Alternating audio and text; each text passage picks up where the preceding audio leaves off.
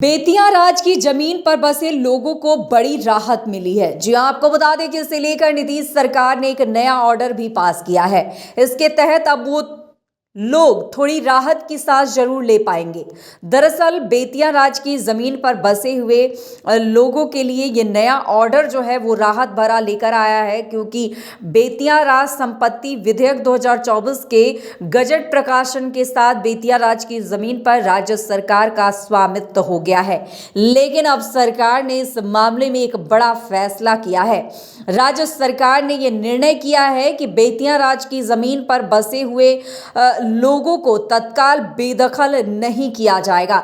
उन्हें माकूल समय दिया जाएगा कि आप दूसरे जगह रहने के लिए तैयारी कर ले और उसके बाद इस जमीन को मुक्त कर दें। बेतिया राज की जमीन पर सरकारी अधिकार को लेकर 26 नवंबर को विधानमंडल के दोनों सदनों में विधेयक पारित किया गया था और राज्यपाल ने पहले ही मंजूरी दे दी थी। सरकार ने यह फैसला किया है कि इस जमीन पर पहले से बसे लोगों को तत्काल बेदखल नहीं करने जा रही है। वो उचित दस्तावेज के आधार पर जमीन का उपयोग कर रहे लोगों को रियायत देगी। इसके लिए अलग से कानूनी प्रक्रिया का पालन हो रहा है।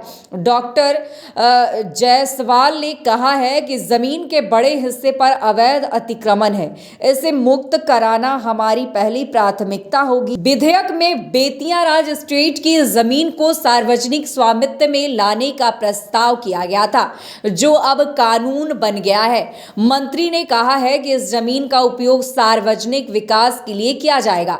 इससे कई विकास परियोजनाओं को गति मिलेगी। मेडिकल कॉलेज, अस्पताल, स्टेडियम और खेल के मैदान जैसे सार्वजनिक उपयोग के लिए निर्माण में इसका उपयोग होगा। उन्होंने कहा है कि सरकार बेतिया राज की जमीन का विस्तृत विवरण जल्द ही जारी करेगी। इसमें जमीन का खाता, खेसरा और रकबा जो है, इसके अलावे ये भी बताया जाएगा कि अभी स्वामित्व की क्या स्थिति है। राज्य सरकार जमीन पर दावे की जांच के लिए संबंधित जिलों में विशेष पदाधिकारी नियुक्ति करेगी। अधिसूचना जारी होने के 2 महीने के भीतर लोग विशेष पदाधिकारी के समक्ष दस्तावेजों के साथ अपना दावा पेश कर सकेंगे। सरकार की योजना है कि दावा आपत्ति दायर करने के 3 महीने बाद मामले का निष्पादन कर दिया जाएगा।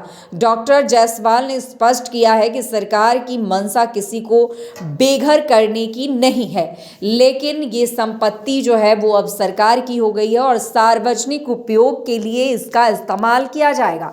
ऐसे में वहाँ बसे लोगों को थोड़ी राहत ज़रूर मिल गई है कि उन्हें थोड़ा समय जो है वो दे दिया गया है, ताकि वो अपने उचित ठिकानों को ढूंढकर इसे खाली कर सके।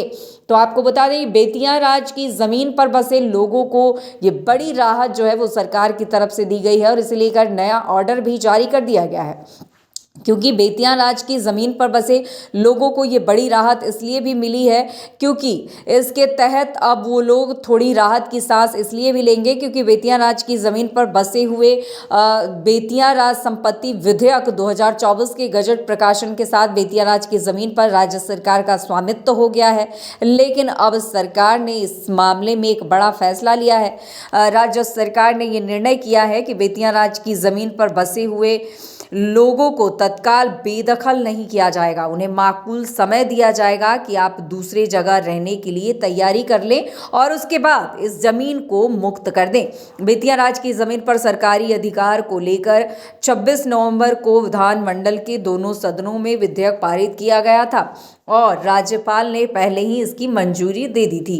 सरकार ने फैसला किया है कि इस ज़मीन पर पहले से बसे लोगों को तत्काल बेदखल नहीं करने जा रही है और उचित दस्तावेज के आधार पर ज़मीन का उपयोग कर रहे लोगों को रियायत देगी। इसके लिए अलग से कानूनी प्रक्रिया का पालन हो रहा है।